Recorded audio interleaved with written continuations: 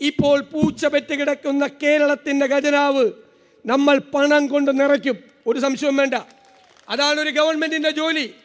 പണം നിറച്ചാൽ സാധാരണക്കാരനെ, പാവപ്പെട്ടവനെ, ഇടത്തരക്കാരനെ ഹൃദയത്തോട് ചേർത്ത് നിർത്തി അവൻ്റെ സങ്കടങ്ങൾ മാറ്റി, അവൻ്റെ കണ്ണീരൊപ്പി, അവൻ്റെ ജീവിത നിലവാരം ഉയർത്തി നമ്മൾ ഈ കേരളത്തിൻ്റെ മുഖച്ഛായ മാറ്റുക തന്നെ ചെയ്യും, ഒരു സംശയവും വേണ്ട.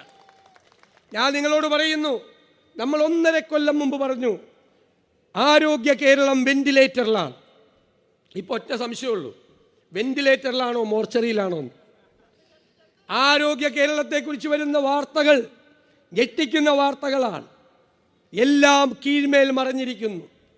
അതിൽ നിന്ന് ശ്രദ്ധ തിരിക്കാൻ വേണ്ടിയിട്ടാണ് കണ്ണൂരൊരു നാടകം നടത്തിയത്. എന്തൊരു അഭിനയമായിരുന്നു ആരോഗ്യമന്ത്രിയുടേത്! എന്തൊരു പച്ചക്കള്ളമാണ് പറഞ്ഞത്! ഞാനും NK പ്രേമചന്ദ്രനും തമ്മിൽ രാവിലെ ഒരു തർക്കമുണ്ടായി. ശ്രീ പ്രേമചന്ദ്രൻ പറഞ്ഞു, ഇന്ത്യയിലെ ഏറ്റവും മികച്ച നടിക്കുള്ള ഉർവശി അവാർഡ് അവർക്ക് കൊടുക്കണമെന്ന്. ഞാൻ സമ്മതിച്ചില്ല. ഞാൻ പറഞ്ഞു അത് പോരാ, ചില അഭിനയങ്ങൾ നമ്മൾ കാണാതെ പോയത് ഓസ്കാറിന് റെക്കമെൻഡ് ചെയ്യണമെന്നാണ് ഞാൻ പറഞ്ഞത്. പ്രേമൻ അവസാനം സമ്മതിച്ചു, ശരിയാണെന്ന് പറഞ്ഞു. എന്തൊരു അഭിനയം! അതിൻ്റെ ഇടയിൽ ആ MV ഗോവിന്ദൻ വന്ന് പറയുകയാണ്, ആരോഗ്യമന്ത്രിയുടെ പെടലി പിടിച്ച് കേശുക്കാര് തിരിച്ച് കൈ വളച്ചൊടിച്ചു. ഇതുപോലെ പച്ചക്കള്ളം പറയുന്ന നേതാക്കൾ മുകളിലിരിക്കുക. നമ്മൾ പറയുന്നു അവർ വെന്റിലേറ്ററിലാക്കി ആരോഗ്യ കേരളത്തെ നമ്മൾ ആരോഗ്യവതിയാക്കി കേരളത്തിലൂടെ നടത്തും. നമുക്കൊരു ആരോഗ്യരേഖ അവതരിപ്പിച്ചു, അത് നടപ്പാക്കും.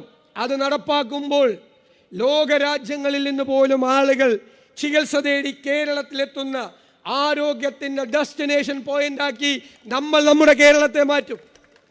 നമ്മളൊരു വിദ്യാഭ്യാസ രേഖ അവതരിപ്പിച്ചു. നമ്മുടെ കുട്ടികൾ 40-50 ലക്ഷം രൂപ കടമെടുത്ത് കിടപ്പാടം പണയം പെടുത്തി വിദേശ രാജ്യങ്ങളിലെ യൂണിവേഴ്സിറ്റികളിൽ പ്രോഗ്രാമിന് പോകുന്നു. ഞാൻ നിങ്ങളോട് പറയുന്നു, UDF വരുമ്പോൾ അവർ കാനഡയിലും UK യിലും ജർമ്മനിയിലും ഓസ്ട്രേലിയയിലും പോയി യൂണിവേഴ്സിറ്റികളിൽ പഠിക്കുന്ന പ്രോഗ്രാമുകൾ നമ്മൾ കേരളത്തിലെ യൂണിവേഴ്സിറ്റികളിൽ ആരംഭിക്കും. അവരിവിടെ പഠിക്കും. പഠിച്ച് പുറത്തിറങ്ങുമ്പോൾ ഒന്നുകിൽ തൊഴിൽ അല്ലെങ്കിൽ സംരംഭം തുടങ്ങാനുള്ള സഹായം, അതിനായുള്ള വിപുലമായ ഒരു തൊഴിൽ സംരംഭ പദ്ധതി ഈ ജാഥ തീരുമ്പോൾ നമ്മൾ പ്രഖ്യാപിക്കും. കാർഷിക മേഖലയിൽ നല്ല ഇടപെടൽ നടത്തും. വന്യജീവി ആക്രമണം തടയാനുള്ള ശ്രമങ്ങൾ നടത്തും.